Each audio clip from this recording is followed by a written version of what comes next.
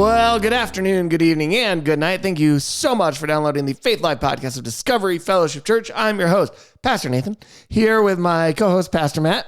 Hey guys. Did I throw you off? I'm shocked right now. Are you shooketh? I'm shooketh, as That's they the say. King James? Yeah.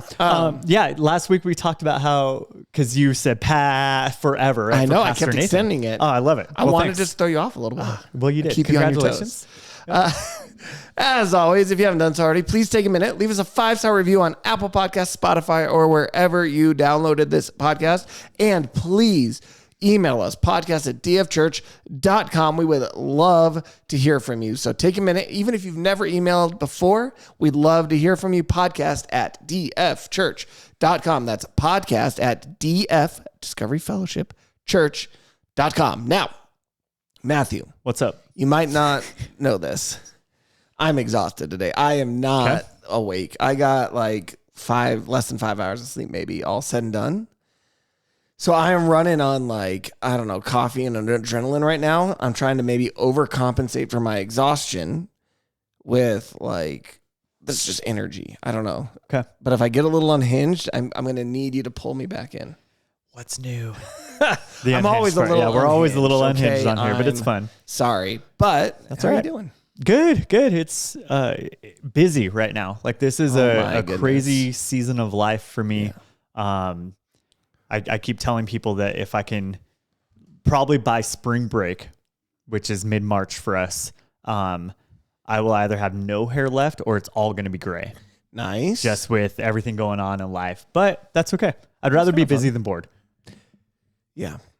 On a regular basis. Every now and then having moments of boredom and rest is really good and healthy. Rest and boredom don't necessarily... See, that's an interesting thing. They don't mean the same thing. That we inherently conflated the two. And I think that is societally how we operate. Like maybe, I don't know if it's worldwide. It's definitely an American ideal of if I'm not doing something, that's a problem. Like if I take a break, if I take a Sabbath, if I take a time of rest, that somehow I should be doing It's like something. a sign of weakness, right? Right. Yeah. Interesting. That's wrong. But by the way, don't hear us saying that is a sign of weakness. That's what society says. Society. That's wrong. Rest is important, necessary. I like that you said society. Yeah. So Matthew, we got to jump into the news today because there is so much happening right now that will directly impact your faith. Okay. He laughs because we were talking in advance of this podcast on what our news is going to be. Yeah, because what we were talking about was Disney Plus. Right. So new movies. You asked, hey, did you hear it? And I said, do we want to wait? Like before you actually tell me or ask me if I hear, do we want to wait and do it live on the podcast? So here we are. All right. What's your question, Nathan? Did you hear Disney's big announcements of a surprising sequel coming out in theaters this fall? I did hear. Is it surprising that it's the sequel, or is it surprising that it's coming out so quick? It's surprising that it's coming out so quick without any other ado. So let our listeners know, what are we talking about? Disney Animation Studios is releasing Moana 2. I say it like that because that's how the grandma says her name in the movie. Moana. Moana. So here's the thing. Okay. As you guys probably know, there haven't been a lot of great Disney movies in the last couple years. They have lost billions in the past couple of years. Moana was pretty good though. Do you want to know? And highly successful. Well, let me give you another piece of data. Ooh, I love data. This is gonna make sense because you're gonna be like, well, duh. So Nielsen, who tracks viewing, has before what their method was like back in the before the streaming era is they'd randomly send out like set-top boxes that were collecting what you'd watch. Yeah. And they would send out enough of a sample that they could then extrapolate it to the whole population. And that's how they know who was watching. Now, as soon as we all went to streaming, that didn't work anymore because streaming is its own thing. So now they just work directly with the streamers as well. Streamers sell our data to them. It's great. Correct. And no privacy anymore. No, there's none. That's a whole other topic. But they released their list of like the top streamed things in 2023. Okay. And the number one streamed movie was Moana last year. Last year, Moana was the number one. Moana came out in 2016. So 7 years later, it was still the highest streamed movie. Right. So this is what I'm saying. There's the data point. Disney obviously knows their own streaming numbers even before Nielsen knew them. Yeah. They saw this trend of it just being consistently on. Okay. They saw that, wow, we are losing billions of dollars. What why don't we fast track a sequel that's basically going to be a guaranteed success? So here's my fear, and this is true in every area of life, right? Okay. The fast tracking part, right? Am I cutting quality for sake of putting it out at a quick amount of time? So I guess the question will be, because it's such a surprise to come out this soon, is when did they actually start working on it? Right. And did they just not let people know? Or was it they just saw this data, so they did say, okay, fast track it. Let's get it. Right. Has it been in the top 10 for the last 5 years? Right. And all of a sudden it skyrocketed to 1. They're already working on it. Now it's like, let's just up it a little bit quicker.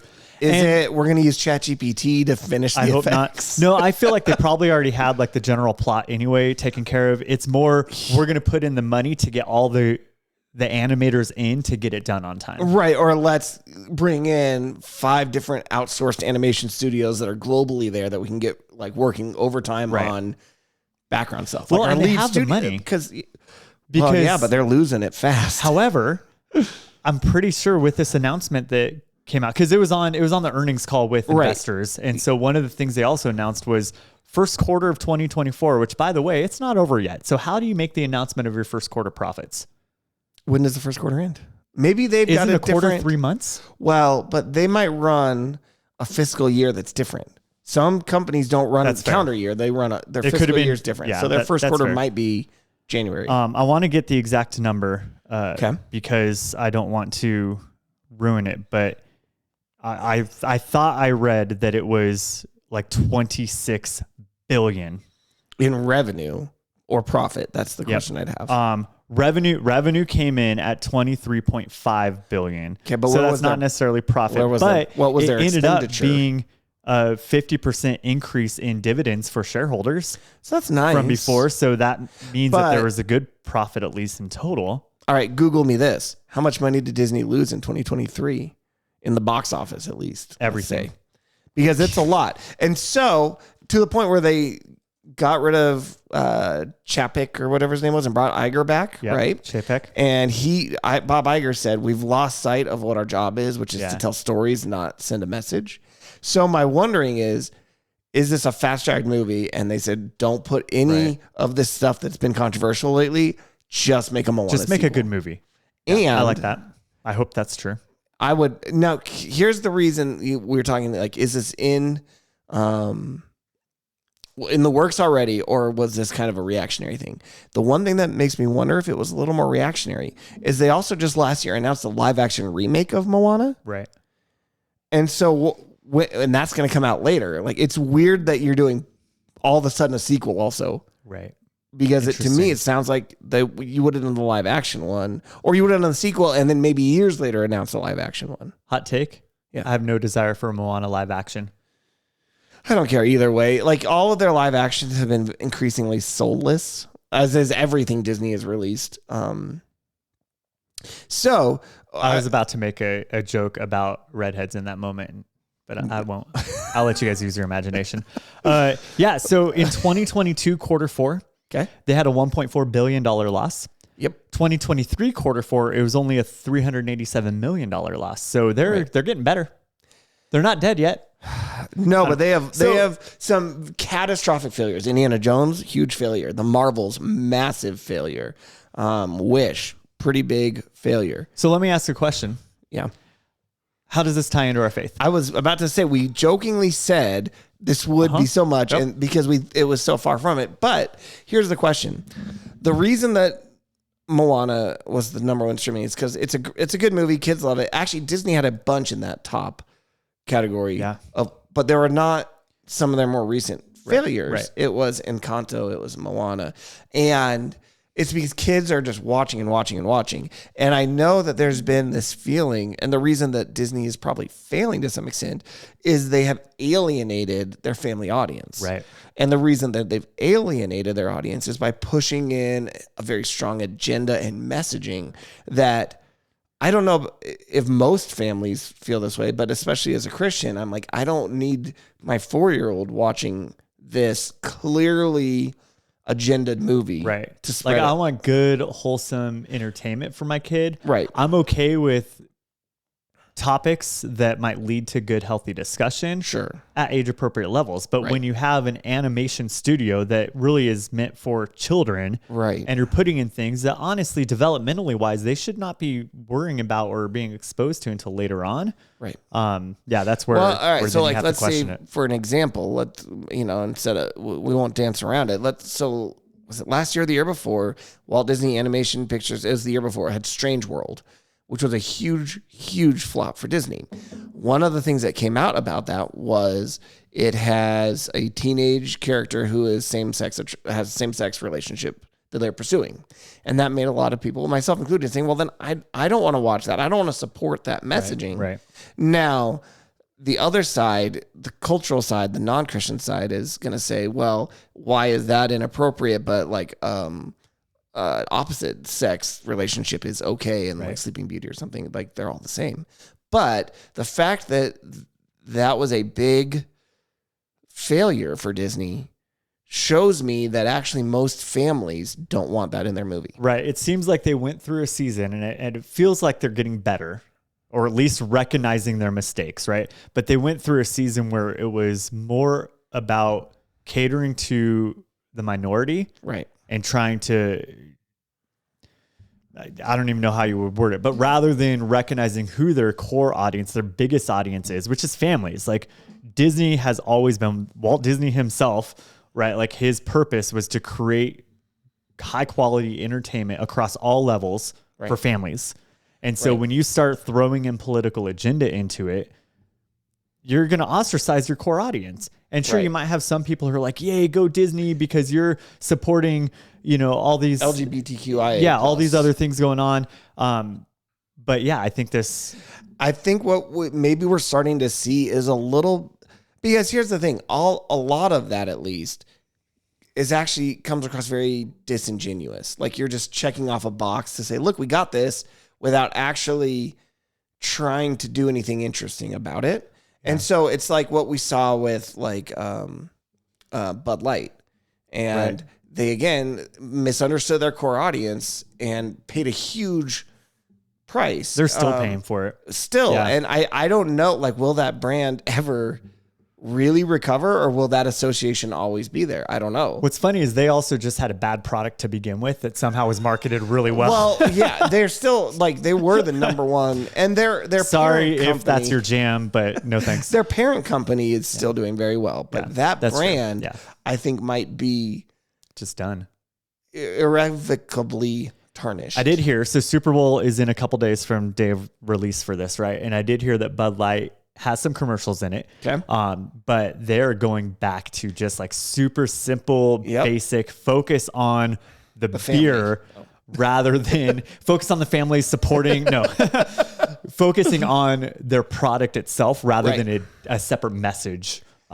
Which, hey, shocking. Just good marketing idea. Focus on the product. Right. So our faith as it relates, we should be focusing on making Jesus known, right? Like not focused on the things that we're against, right? So like I say this often as a Christian, I want to be known more for what I'm for rather than what I'm against. And I'm for Jesus, right? And so my life, I need to make him known, not be like, well, I'm anti Bud Light, I'm anti Disney, I'm anti these things. No, I'm pro Jesus. I'm pro him, his values, his call on my life, and let everything else be filtered through that.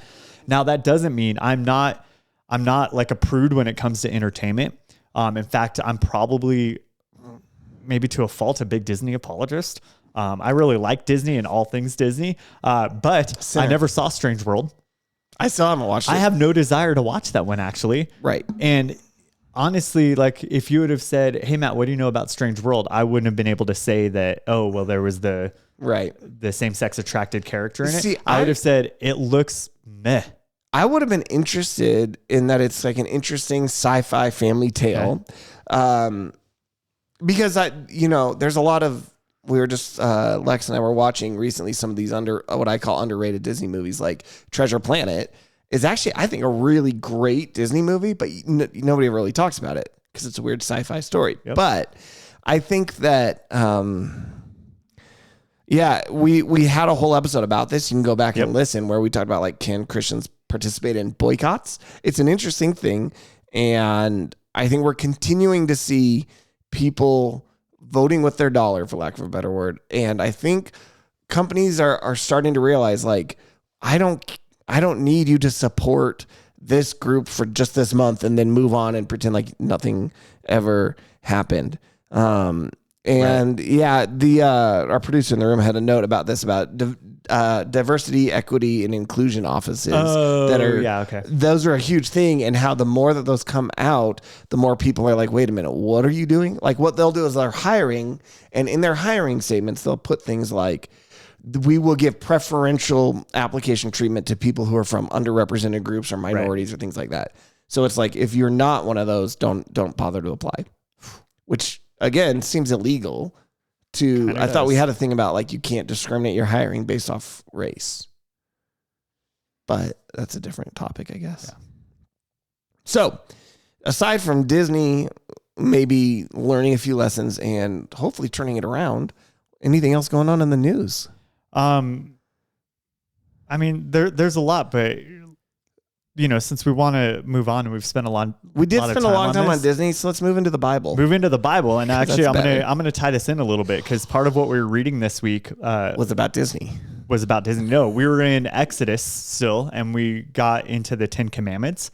And I think this is where it's super interesting, because you have in the 10 Commandments, you shall have no other gods before me, and you shall not make for yourself an idol or any likeness of what is in heaven above, or on earth beneath, or in the water under the earth. You shall not worship them or serve them, for I, the Lord your God, am a jealous God, visiting the iniquity of the fathers of the children on the third and fourth generations. Okay. So with that, I'm just reminded of how we tend to elevate a lot of things in our world to a status that they shouldn't have, right? And so we elevate celebrity, we elevate companies, we elevate all these different things in that place where God should be. And that, I think, is where we often then get let down, right? So as a Christ follower, as a Christian parent, I'm not looking to Disney to teach my kids morality. Okay. Now, I'm also not looking I hope not. Disney to teach my kids depravity either. Right. I would hope that we're looking to any media we consume to have a positive message. Absolutely. Yeah. But it's not the primary source of what they should be learning their morality from. Right. And so as a Christian parent, and as I'm reading through Exodus and looking at these 10 Commandments and looking at what the Israelites did time and time again, really, of elevating things into the place where God should be. Okay. I need to keep my entertainment choices and the way I view them, and not just entertainment, everything, right, in perspective underneath Christ at the center. Right. Right. Like, that's what matters most. And so as a parent, when I'm watching these shows with my kids, I'm able to pull out things and be like, hey, what do you think about that? Yeah. And have these conversations so that, again, we're constantly viewing everything through this lens of Scripture and what it means to actually be a Christ follower. And so, yeah, it was just kind of a fun little correlation, because as we started talking about how, we've elevated these companies to such a high place, and then when they do something that we disagree with, how the mighty fall, right? Right. And that's true of anything that we put in the place where Jesus belongs. Yeah. So. I think it's Mark Driscoll who said we take a good thing and make it a God thing, essentially. Anytime you take a good thing and make it a God thing, it becomes a bad thing. Right. Yeah. Oh, I like that. Is that That's how the way I've always said it. I don't know if that came from Marky Mark. Marky Mark and the Funky Bunch. Yeah. Did he say that originally? He has said it at some point. Interesting. Here's a question. Should we try to get Mark Driscoll on our podcast? Was that too controversial? Speaking of how the mighty have fallen. Oh, he puts out a lot. I was just talking to you earlier, Matt, that he always surrounds himself with a good team of creating engaging content. So back to the Bible, though, as we're talking about, if this is your first time joining us, we are doing a read through the Bible in a year with our church and this podcast. So even if you are in no way connected to Discovery Fellowship Church, but you're watching this podcast, we'd love for you to read the Bible with us. There's a link in the description of this episode that you can join in, comment, and let us know what you think. You can jump in right where you are. It doesn't matter that you've missed the other stuff. We would love to have you with us now. And that's what I wanted to kind of say as we're talking about this last week of reading. I'm actually a couple days behind right now. now. Okay. Like I have missed a couple days. It's been a crazy week. My wife's out of town, so I'm running everybody around. And it's gotten hard. And like I'll catch up, but if I missed a day, I missed a day. It's not the end of the world. And if you're in that position, maybe you've missed a couple weeks, I don't know. Don't be discouraged. Like jump in and back in. Just start where we are. It's fine. We'd rather you read what we have instead of just giving up. That's good. Yeah. I like that a lot. Well, let's move then into our main topic for today. Okay. Because we've been going through an acronym that you preached on. Yes. But you did not create this acronym. I did not create it. I modified it a little bit, but I did not create it. All right. Wait, was I allowed to modify someone else's work? Is that legal? Oh, yeah. All right. Maybe. I don't know. Who's to stop you? Right. So the good news is in the church world, at least, there's a lot of generosity anyway. I mean, if you were to wholesale, like just preach somebody else's sermon word for word and change a couple things, maybe that would be bad. My favorite, and by favorite, I mean my least favorite. And I've heard this before where a pastor like just word for word copied a sermon, no credit assigned, but told the personal stories from that other person's sermon as if they were his own. And I'm like, that's where it starts getting especially awkward. Like, I don't know if I like that.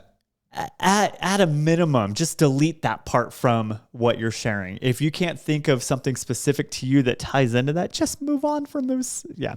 Because at least like in youth ministry and children's ministries, like it's common for people to use curriculum. And so like a lot of like the outlines and like big ideas and some of the content, a lot of churches are using similar things. Well, and we're all using the Bible. And we're all using the Bible. So we're going to come to similar. There's nothing new under the sun. But yeah, this habits acronym came from a curriculum that was produced a long, long time ago that I learned when I was a student in high school. And then I taught on it to high schoolers as well. And then, kind of shared it a little bit with our church. Matt, I have a question. Yes, speaking of preaching and telling stories that aren't yours, have you ever used an anecdote that was like from a generic anecdote site? Oh, like an illustration site thing? Yeah, I have. But have you said it as your own, or have you ever told a story as if it were your own, but it's not? So I have done, usually with those types of things, I'll say, I've heard. Right. Or there's this illustration that goes like something along those lines. It kind of makes me think of a comedian where they're like, I was walking to the post office. I'm like, no, you weren't. No, you weren't. Yeah. You weren't. You're making this. I have also made up stories to illustrate a point. Interesting. Like a comedian might. That's kind of fun. Yeah. Okay. I'll allow it. I don't make up stories about other people though. So like if I say my kid, it's because something happened with my kid. Right. Yeah. I've never said like, so I was talking to Adam the other day and blah, blah, blah. And that didn't happen. That was always based off an actual event. Now, maybe I'll say it would be like if I was talking to Adam the other day and told him this and he said something like this, then this would have happened. Right. Right. And approach it immediately from the get-go as a hypothetical situation. That you present as a hypothetical. Yep. So we've been going through this acronym. Yeah. HABITS is the acronym. Habits. Yes. Let's give a quick 30-second recap where we've been. H is hanging out with God. So that's prayer is kind of the key thing. Listening as well as part of that. A is accountability. So just holding each other up to the commitments, the things that we say. B is Bible study and memorization. So that's actually spending time in God's word, committing it to heart, letting it transform you. Last week we talked about involvement. That's being involved in church community and serving other people, putting others' needs ahead of your own. That brings us to T today, which is tap dancing. Tithing, actually. Tap tithing? Tap tithing. Oh, like tap to pay. Uh-huh. So yeah, T is for tithing. And this is the one where, again, we're just using the word in the acronym to help trigger other thoughts. Right. Because, let's define some terms to start. I was going to say, I think it's really clear because I think people use this term incorrectly pretty regularly. All the time. And I think it's probably good to say, let's break that mold. Yeah. Right? Because what we're really talking about, when you say tithing, you probably just mean giving. And you probably think, well, I'm expected to tithe to my church. Okay. So the acronym wouldn't work. It was Habigs. Yeah. Habigs. Right. And the acronym habits works because we're trying to create these habits in our life. Right. So when I say tithing, what I mean, as opposed to what the word itself means, what I mean is sharing your resources for God's purposes. Your resources go so far beyond money. Right. Okay. I've often heard it illustrated as time, talents, and treasure. Ooh, because 3 T's are easy to remember. We love just in the church, repetition. 3 points always. Like if you're a Baptist preacher, you get 3 points, and if you can use alliteration, you're a better preacher. I'm not saying you're a bad preacher if you don't, though some people might think so.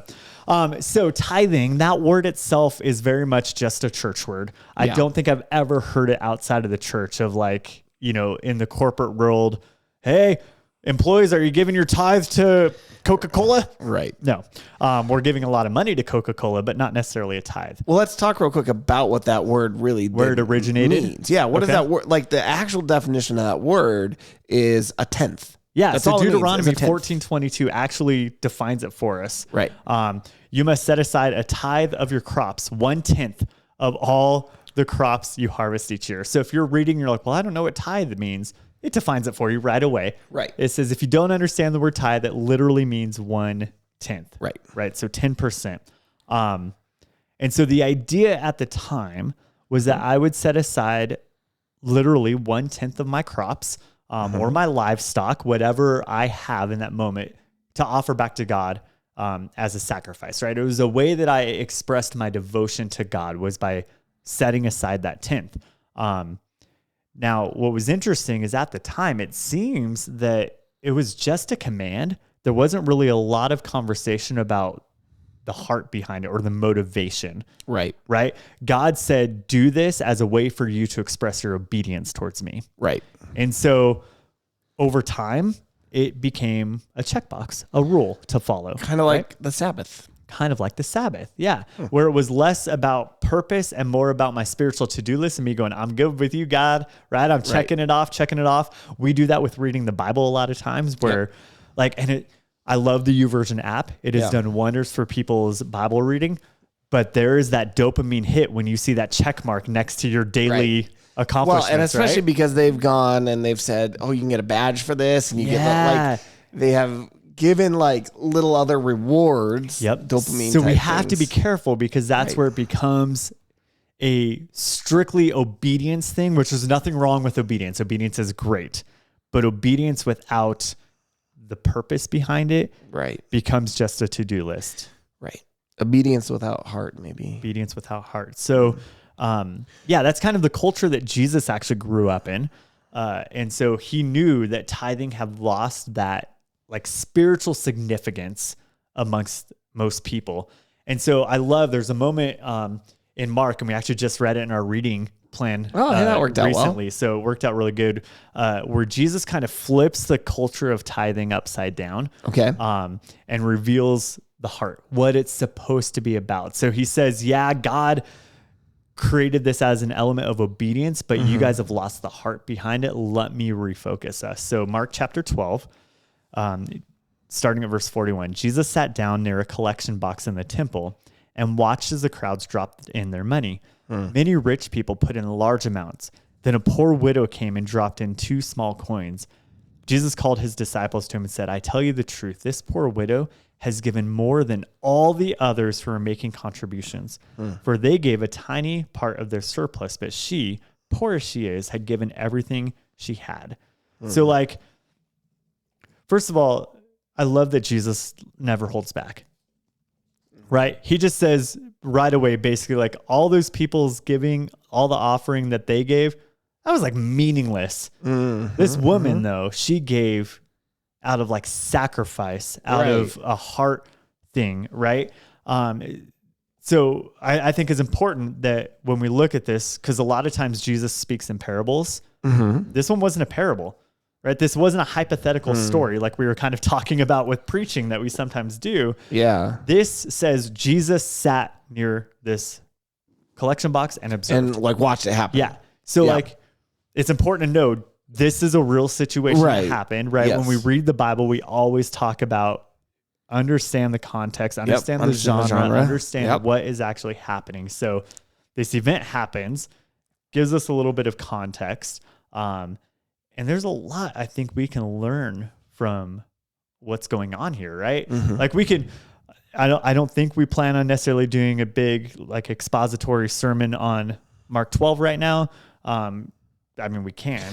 It reminds me of, there was a quote, and I'm just paraphrasing because I don't have it easily accessible, from I've heard it said from Bill Gates, who we know has lots of money. He's expecting to give away most of it. He invests a lot in philanthropical causes. Now, there's all sorts of conspiracy theory or negative thoughts about what Bill Gates does. Aside from all that, he was talking about it once, and he said, I mean, he basically, I'm paraphrasing, he said, it's easy for me to be generous because I'm still going to have. I'm not going to, like, there are people who will miss out on things because they're actually giving what matters. Like what I do, it doesn't matter. I can give away $1 billion, but I still have a nice house. I still can eat. It doesn't affect me at all. And so there's actually real philanthropy is done from the people who it actually hurts them. So it's kind of a similar vibe. He said that. Wow. And then I thought, then just maybe give away even more of it. Like live in a small house.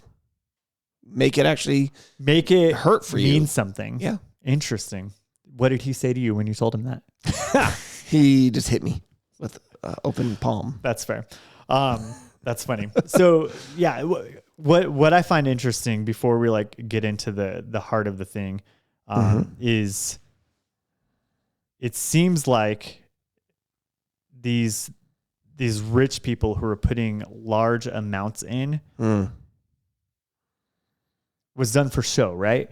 Right. Like it was, look how generous I am. Look how great I am. There's this like perceived spiritual status with it of look how holy I am because I'm sacrificing so much for the Lord. Right. And so it's almost like they were seen as like these spiritual giants. Right. And then the poor people, honestly, it just kind of perpetuated this idea at the time that you're poor because of God's punishment on your life. Right. I'm rich because of God's blessings on my life. Right. It reminds me in the high school, Sunday school, we were going to the part where the rich young ruler comes and Jesus tells him to sell everything and the guy goes away.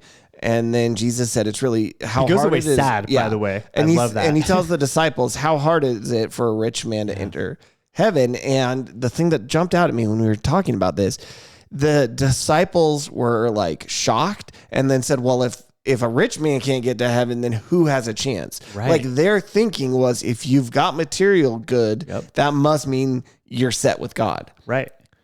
And we talked about that this week in our small groups with youth group, because we've been talking about mental health. Right. And the perception, if you had any sort of disease, ailment, anything like that, it was seen as a result of sin. Right. Right. And so again, it's just this stereotype that existed of if something bad's happening in your life, it's because you're just a sinner and God's punishing you. If you're poor, if you're blind, if you're sick, if you're depressed, if you're whatever it might be, it's because you're a sinner. Right. And that's not true. Like it's not biblical. Jesus never says that. In fact, that kind of gets to the point here where those perceived stereotypes, Jesus says, no. Hey, disciples, listen up. Right. Generally speaking, all the rich people, you think they gave a lot, right? What they gave was nothing in comparison to what this woman gave because it reveals the heart. And I think that's the important part when we talk about giving, when we talk about tithe. It has nothing to do with an amount of time, an amount of money, an amount of resources that you're giving. Right. So I think this is a pretty big shift from a way a lot of people think of it, because I think people will say, if you don't give 10%, you are disobedient. Is that not true then? I think that's not true. So in the Old Testament, God made that command, right? We saw in Deuteronomy requiring everyone to give 10% of their crops or their livestock. And that system, sure, it worked for a while. Right. I don't think that's necessarily what matters anymore, right? Like Paul actually talks about this in 2 Corinthians. Okay. And he talks about how you have to decide in your own heart how much you're going to give. Right. Right. Each individual person has to decide for themselves and then not in response to pressure. Right. And then he says, for God loves a cheerful giver. I love that. And I think that's the part, I think it's 2 Corinthians 9. That's the part that matters to us today. So here's what happens. You see a lot of things in the Old Testament that are good and valuable and important for us to look at and learn. Right. But we also need to see, well, what did Jesus say about this? Right. And so we look at his response with this woman who just gave 2 coins, which wasn't 10%. It was 100%. Right. Jesus said she gave everything she had to live on. Right. She was willing to sacrifice it all for the kingdom. And then Paul reiterating, God loves a cheerful giver. Decide what you should give joyfully, cheerfully, right? So like my habit of tithing, again, using that word to just generally very say loosely. Giving, my habit of generosity comes from my relationship with God, my conviction with him. It probably should hurt a little because otherwise we're like Bill Gates, who's like, who cares? Right. I have billions of dollars. I can give $1 million over here and I'm going to wake up tomorrow and nothing's going to change. Right. I think, and that's a huge thing. It's like, it's not about just here's the 10% and not a cent more. It's like, I've done my duty. Right. Where it's like, Paul says, no, look at what's going to matter and invest it. Absolutely. Invest it in things that matter too. Right. Right. Yeah. Right. And so, I think that's important. So as we look at what we're giving, percentage, I know some church leaders are going to disagree with me because they're solely focused on the dollar. Right. Right. And I would say that they're leading from a place of sin if that's what they care about. Wow. Right. Harsh words, but okay. I'm willing to say it. Fair. I'm willing to say it. I'm not focused on the dollar. I'm focused on the heart and your relationship with Jesus. Your giving, your sacrifice, your tithe needs to grow your relationship with him, not push you further from him. Right. Like it's not, I'm taking my pen, I'm writing that 10% check and I'm saying, oh God, I can't believe I have to give this to you. Right. And then like that, what's that do for your heart? What does that do for your relationship with Jesus? It's terrible. Right. I'm giving generously because I love God. I know God's going to take my small little gift and multiply it for his kingdom's purposes. Right. Right. Not for my own. It's not so that, and I know you're going to have Joel Osteen, my friend, we've talked that's where my mind went. Where it's like, if you give me 10%, then God is going to pay you back tenfold and you're going to be so rich and have all the things your heart desires. Right. That's not necessarily true. No. I'm going to give generously knowing that God's going to use it for his purposes. Right. And I'm going to grow in my relationship with him because I know I'm being used for his purposes. Notice I didn't say my purposes. Right. I am being used for his purposes. Right. And that doesn't always line up with what like my flesh says I want. Sure. Well, and I think maybe part of what we want to then talk about is like beyond just because God says to give, why? What's the why? What is the purpose of us giving? Because I think what we've done, unfortunately, is we've created this idea that it's a very consumer idea where I go to church and I do a tithe. I pay them so that the church staff can exist, and that's it. I check off it. I've created. I am the patron of this establishment. It's like going out to dinner. I've paid for my service, right? So you do your stuff, right? Like I don't need to do anything because that's what I'm paying you for. And so I think that attitude misses the point. Like the purpose of the money given to the church is so that we as the church can then take that and direct it back to where it needs to go. Right. It's this idea of we can do more together. Right. Right. So like I can take my own, whatever percentage I've decided in my heart to give, right? Whatever that dollar amount is, I can take that and I can invest that in kingdom things on my own. Right. Right. So let's just say it's $100 because that's an easy number. That's the only math I can do. Perfect. That $100 I can, give to a missionary and support them for a day. Right. Okay. Yeah. Now if 10 of us pulled our $100 together, right, that $1,000, that's how math works, can go so much further now, right? Right. And so that's the way you look at it is like we connect, and we talked about this last week in involvement with the local church body. We pull our resources together so we can do more together.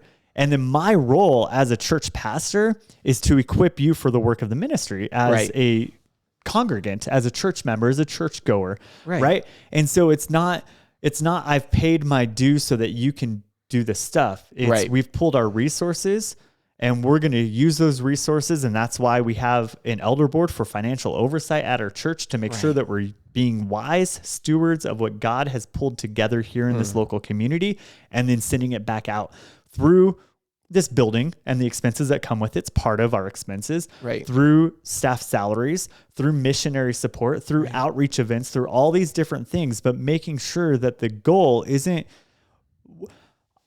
and here's where it's tricky. As someone who, like, my vocation, my job is in the local church. And so, yes, tithe is what pays my salary. Your offering is what pays my monthly salary. But, like, you're not paying so that Matt can live this lavish lifestyle, right? I don't have the mansion Joel Osteen does. I keep calling him out. I'm so sorry. I'm not. No, don't be. Right? Like, when you're tithing at his church, you're paying for his lavish lifestyle. Right. And that's a problem, I think. I don't think. That's a problem, straight up. Right. When they buy a private jet and they have the huge mansion and all that. Yes, you want your church staff to not be living in poverty. You want to be able to support them so they can eat and provide for their family as well. Sure. And we talk a lot about, like, kind of what, like, median income, and this is, you're getting some behind the scenes of, like, the community with which you serve in. Right. Right. And so Joel Osteen, for instance, I think the median community, like, income in Dallas is pretty small, right, in comparison to his multiple millions of dollars of regular income. Right. Now, again, there's nothing wrong with being rich. Being rich in and of itself is not a bad thing. Sure. In fact, biblically speaking, it would say if God has blessed you with that, it's so that you can then turn around and give it away. Right. So I've used the phrase, and I've heard the phrase said, blessed to be a blessing. Yes. Right. So I no longer look at what I have as this is mine. Right. I look at what God has given me. Right. And it's, man, how can I give this back? How can I use this to be a blessing to my neighbors, to my church, to my family, to whatever it might be? Right. Right. So how can I be generous joyfully? I love it. And that's the key. Like, and we can go on and on with this, I'm sure, but, like, it's that joyful part, right? I'm not begrudgingly giving. I'm saying, man, God has given me so much, whether that's 2 coins or a huge sack of coins, right? God has given me so much. How can I give this back to bless others, to grow his church, right? And that's a big part of it too, is it takes the focus off of me and my stuff and whatever it might be, and saying, God, this is all by you, for you, through you, because of you. And so I'm giving it back to you to use according to how you think it should be used. Right. And so that's why when Paul says each person has to decide for themselves, it's important. Right.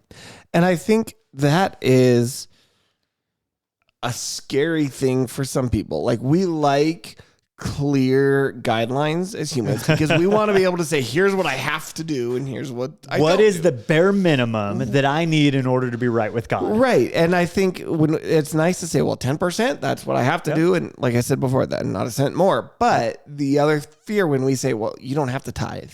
Right. Then that means, great. So I don't have to give anything. I'm zero. And it's like the freedom that Jesus brings in is a little scary. And whoa. Hey, sorry. Freedom in Jesus, there's going to be room whenever you allow for that for people to abuse it. Absolutely. And so I think our natural then is to correct and say, well, then so let's give it back and say, here's the guideline so that there's no room for that abuse. But it's like, I don't think that's what the New Testament teaches. No. It says that's between you and God at that point. Right. Because for some people, 10% is a painful sacrifice. Right. For some people, 10% is nothing. Right. It's almost meaningless. Right. Right. And so, that's why I think while that freedom can be scary because of the way our culture is established, right, just how we kind of operate, right, we need to just like spend some time in prayer. Ask God, like, God, what makes sense for what you would have for me right now?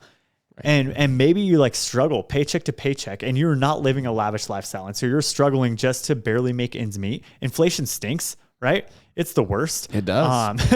But as you look at that, you say, God, like, I still want this roof over my kid's head. I want to get food for them, whatever it is. God, what would you have me do? Right. And maybe for you, it's a very small dollar amount. Right.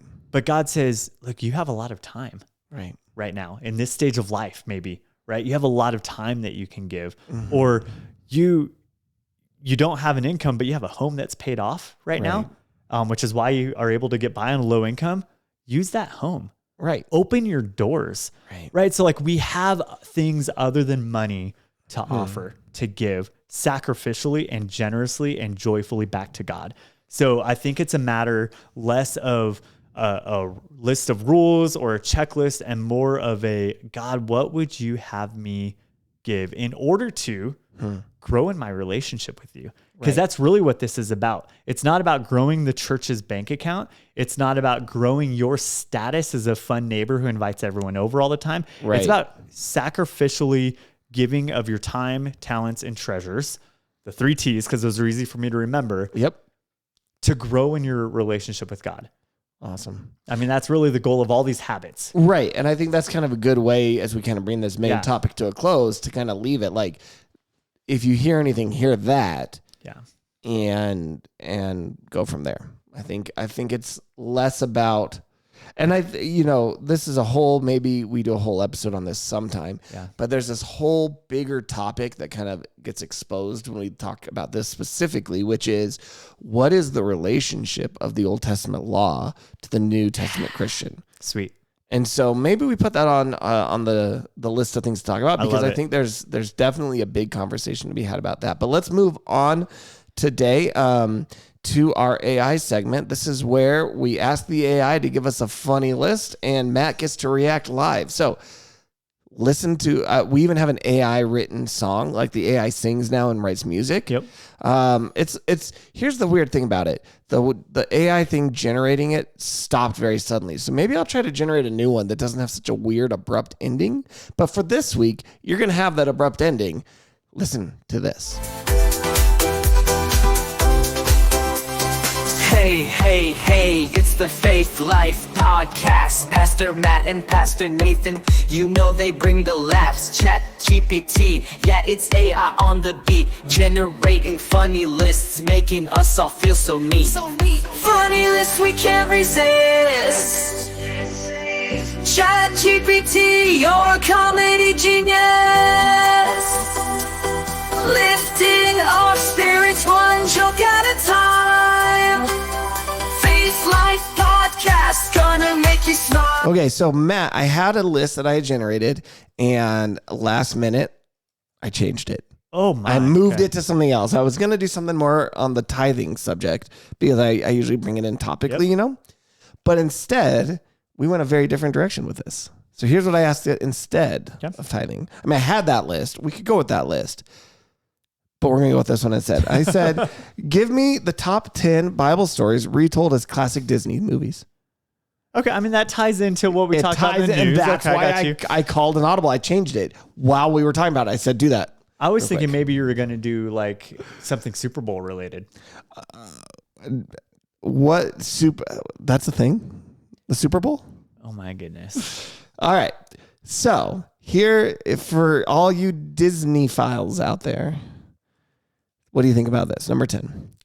Joseph and the Amazing Technicolor Dreamcoat, Dream Big. Now, that was an Andrew Lloyd Webber musical, the first part. But here's what it says. Is this a sequel? Joseph meets the Emperor's New Groove.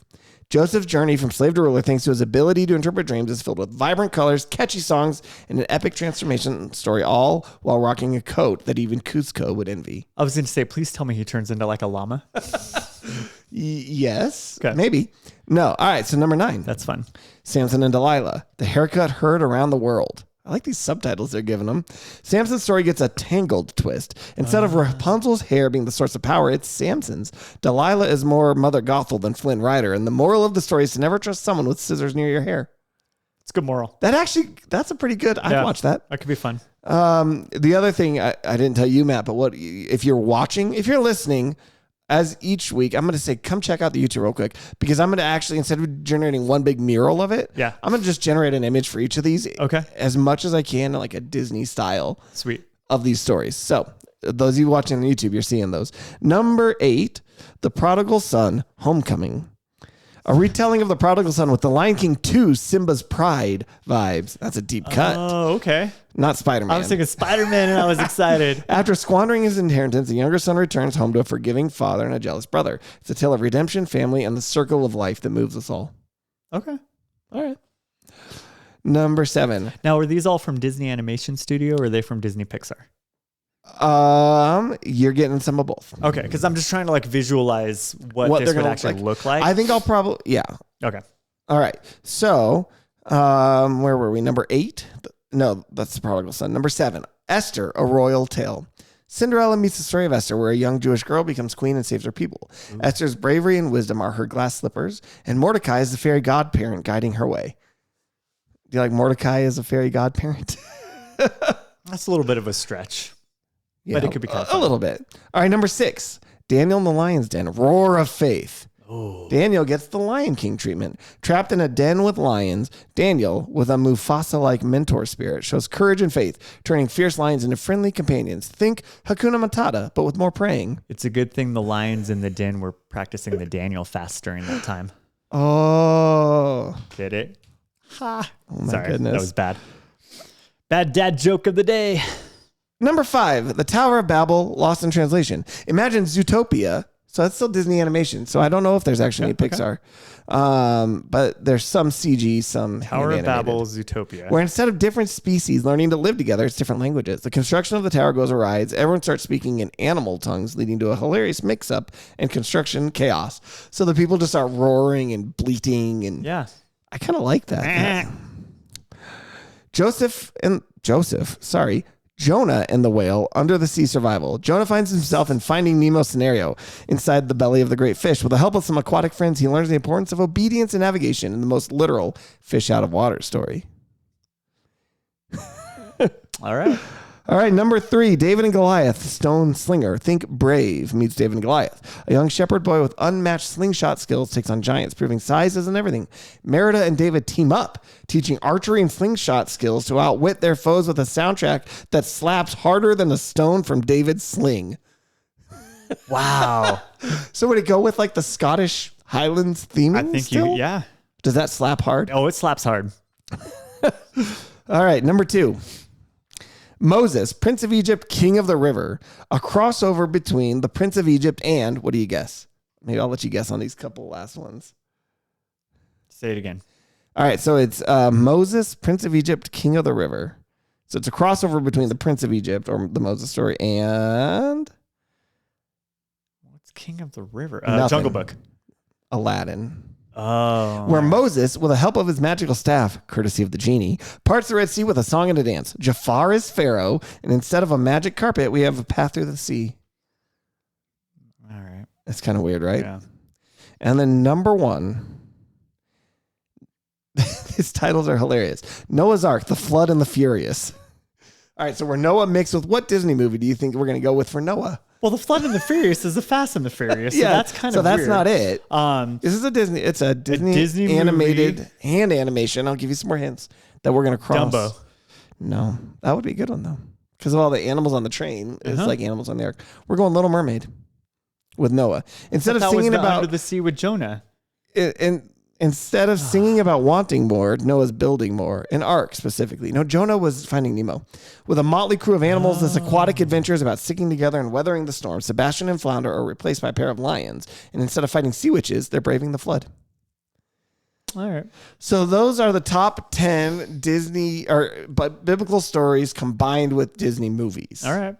What do you think? Well, part of me fears that if we dig deep enough, we'll find like really poorly made movies like this that already exist that try to take and capitalize on some Disney movies, a memory, and then like put the Christian elements and themes into it, and it doesn't come off well. There is a very, very low quality, low budget computer animated movie called Finding Jesus, and it's about these little fish, and they say, "We gotta go find your faith will save you today, Jimmy." And they talk like that, and it's really awkward, and it has really low quality. You can go look up the trailer if you want, if you don't mind terrible, terrible looking movies. They made like 3 of them. Wow. Terrible. Well, let's go into our listener mail section. As always, remember, you can be a part of the show. Email podcast@dfchurch.com, just like this guy did. He's talking about tithing. He says, interesting that tithing comes after involvement. If we tithe time, that is 16 hours a week instead of just shy of 2.5 hours a day. So that would be a 10%. Oh, 10% of your time. Right. So about 2.4 hours a day, right? Wondering if we're honestly giving our mint and cumin as much as we think we are. It is much easier to cut a check than to daily give time to God.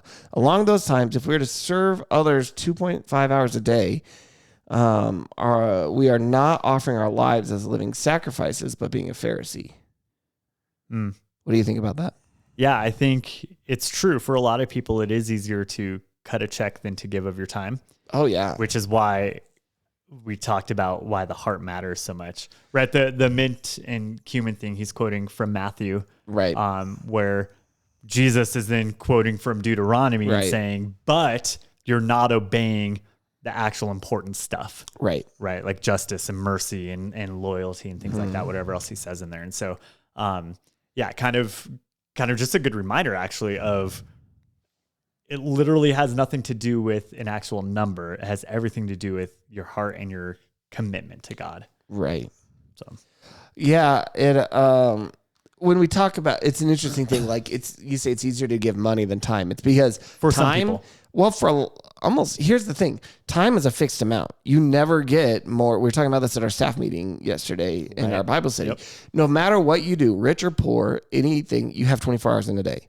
Yep. Whereas you can get more money. You can get more and more. You can accumulate a lot of money to give that away. It's easier. Yeah. Time is a fixed resource for every one of us. So that's probably why it's harder. It is easier to just cut a check. Well, normally next week we would be getting the last one of this little series, 6-part series, 7-part series. How many is it, Matt? BITS 6. Not 7. Excuse me. 6. Sorry. That's sorry. For those of you who weren't here when he preached this, I just had to give you a little bit of a hard time still. He kept saying it was 7 points. And actually though, Matt, I get it, because when I just said that, I wasn't even thinking about what you said wrong. I just couldn't remember how many the number was. Math is hard sometimes, guys. Leave me alone. Counting is hard when you wear gloves. So real quick, our producer reminded us that Steamboat Willie is public domain. So Christian filmmakers, animators, utilize Steamboat Willie in some sort of like Steamboat Joey or something like that. Steamboat Jesus. Steamboat Jesus. Steamboat Noah, because because he's on a boat. I like it. Figure it out. So we would be going to the last one next week. However, we're going to have a special guest for that episode. Yes. So that is getting pushed back for scheduling purposes. So because of that, next week is going to be a surprise. You're going to have to tune in and find out what we talk about. Love it. Then, because to be honest, I'm not sure what it's going to be yet. So we will come back next week with something different, and then come back to the S in a few weeks. It'll be in March that we hit that one. But as always, we thank you so much for taking time out of your day to listen, to be with us. Please email us, podcast@dfchurch.com. Tell a friend, tell somebody else about this episode or this show. Share it with somebody who might need to hear it, and we will see you next week. Bye, guys.